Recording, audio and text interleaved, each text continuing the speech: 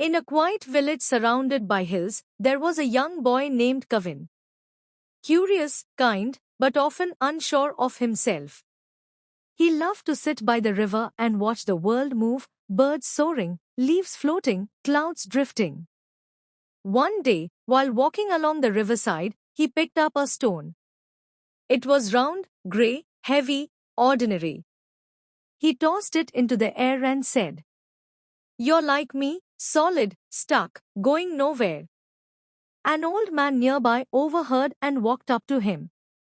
He smiled and asked, "Why do you think the stone can't fly?" Kavin laughed, "Because it's a stone.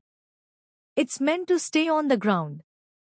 The old man picked up the same stone and placed it in a sling. With one swift motion, he released it. The stone flew across the river, cutting through the air like a bird. "It's not that the stone can't fly," the old man said. "It just needs the right force, the right direction, the right moment." Those words stayed in Kavin's heart for years. He grew up facing challenges. He failed in exams, stumbled in interviews, and felt too ordinary in a world that praised only the best.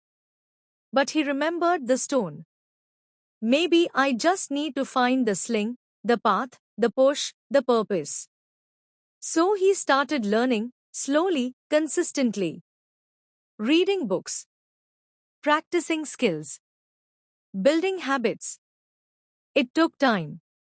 But one day, he landed a job others thought he'd never get. Later, he started his own business. He helped others who were once like him, unsure, quite overlooked.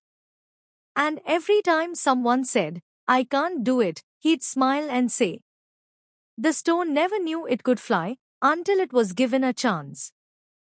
Moral of the story: you may feel too ordinary to rise, but even a stone can fly when it's given the right direction and energy. You have potential you haven't even seen yet. Don't give up just because you haven't been launched yet. Your moment will come.